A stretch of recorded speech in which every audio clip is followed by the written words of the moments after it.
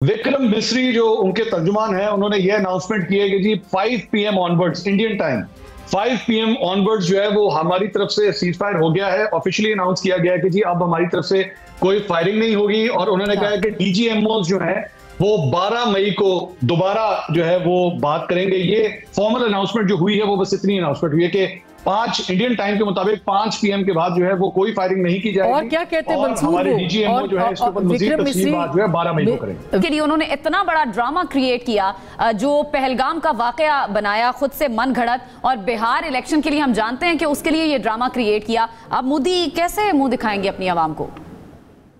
देखिए, ये जो बिहार का इलेक्शन है ये तो मुझे लग रहा है मोदी के हाथ से गया, क्योंकि जितना नुकसान कर बैठा है, $950 मिलियन के तो जहाज गए हैं, सिर्फ जहाज गए $950 मिलियन के। उसके बाद देखिए वॉर के अंदर ना टाइम नोट किया जाता है कि आखिरी मिसाइल किसने चलाए, आखिरी गोलियां किसकी जानिब से फायर की गई, पाकिस्तान की जानिब से आखिरी मिसाइल गए हैं, और उसके बाद जाके ये सीज फायर हुआ है। उससे पहले सीज फायर नहीं हुआ।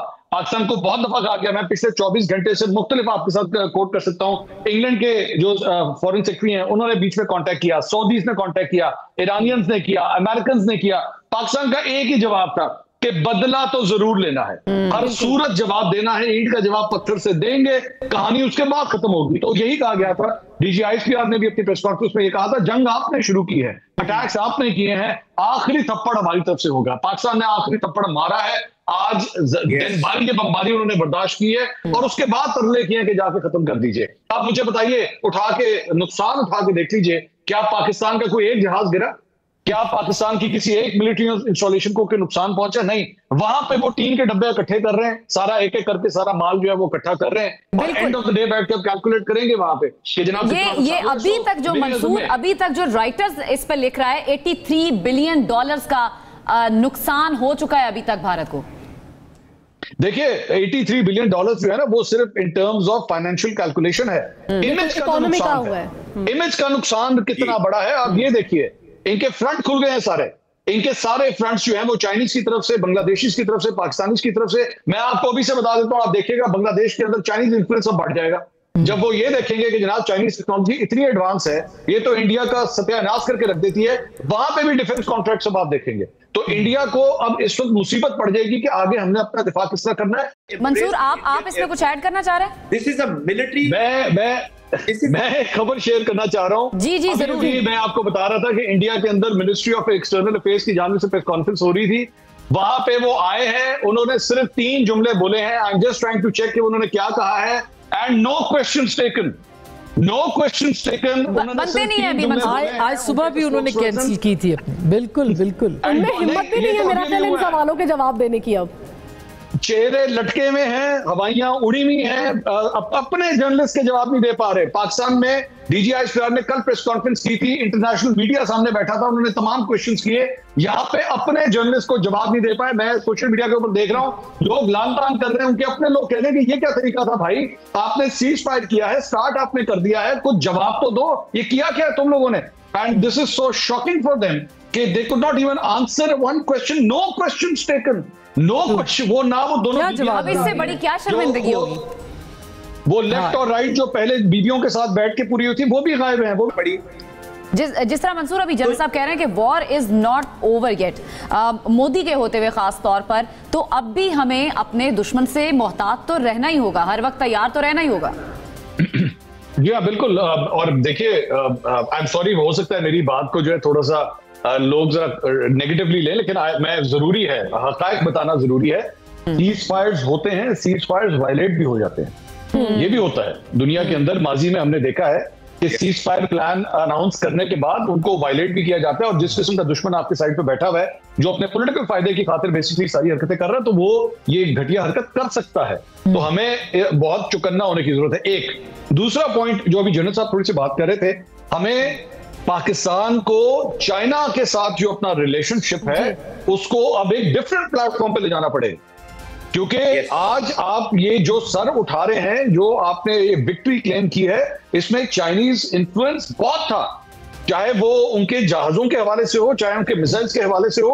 आपको अब उनको जितनी भी सिक्योरिटी देनी चाहिए आपको देनी पड़ेगी उन्हें, एक बात। तीसरी बात ये इस पिछले 2-3 दिन के अंदर एक और एलिमेंट है जो मैंने खास तौर पे इंडियन चैनल्स को, क्योंकि मैं बीइंग अ मीडिया पर्सन मैं इंडियन चैनल्स को बहुत ऑब्जर्व कर रहा था, वहां पे जो बीएलए के दहशतगर्दों को उन्होंने जगह दी। आपको पता है पिछले 48 घंटे में वो इन्होंने फेक न्यूज चलाई कोयटा के हवाले से, बलूचिस्तान के हवाले से, बीएलए के दहशतगर्दों को बीएलए ने कब्जा कर लिया। अब वो टाइम आ गया है, now is the time to we have to hit BLA hard and hard like anything, क्योंकि इस नासूर को अगर काटने का सिलसिला स्टार्ट हुआ है तो फिर इसको जड़ से उखाड़ना पड़ेगा। तो this is the time Pakistan को ये तमाम चीजें, जब आप वापस ड्राइंग बोर्ड पे बैठेंगे, जनरल साहब नोज दिस थिंग, जब आप ड्राइंग बोर्ड पे बैठेंगे आपको रीअसेस करनी है अपनी पोजीशंस, अपनी स्ट्रेंथ्स और अपनी वीकनेसेस। ठीक है मंसूर,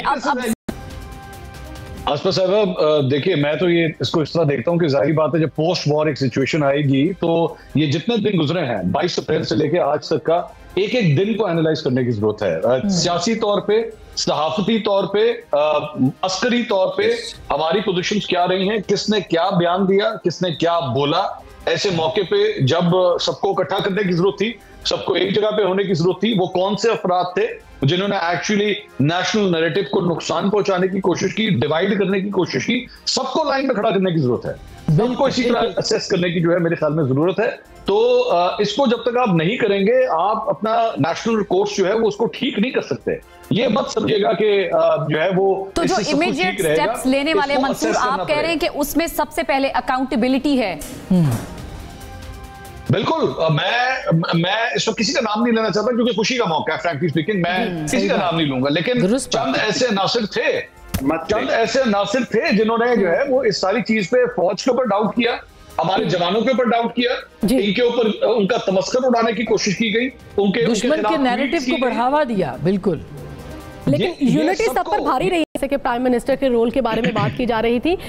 हमने देखा कि प्राइम मिनिस्टर का रोल इसमें बहुत इंपॉर्टेंट रहा। उन्होंने तमाम चीज़ों को, तमाम इख्तलाफात को बालाए ताक रखते हुए ओपोजिशन चैम्बर्स में जाकर बात करने की भी कहा कि मैं ओपोजिशन चैम्बर में जाकर बात करूंगा, हमें इस वक्त एक पेज पर होना चाहिए। आप इस पर क्या कहेंगे? मैं जरा, अगर आपकी इजाजत हो तो मैं एक और जरा पॉइंट रेज करना चाहूंगा। मेरे ख्याल में आसमा, और मेरे कमेंट के बाद आसमा साहब से कमेंट जरूर लीजिएगा। जी जी, वो ये है कि आज से चंद साल पहले इसी तरह मई का एक महीना था और इसी तरह अफवाज पाकिस्तान को जो है वो टारगेट किया जा रहा था, और उसी तरह एक 9 मई गुजरा था जिसके अंदर हम हैरान हो गए थे कि इस मुल्क के साथ क्या हो रहा है। ये मुख्तलिफ जगहों पे, मुख्तलिफ इंस्टॉलेशंस पे, इनके मुजस्मों के साथ, इनके इंसिग्नियास के साथ, इसी GHQ के साथ ये क्या हो रहा है।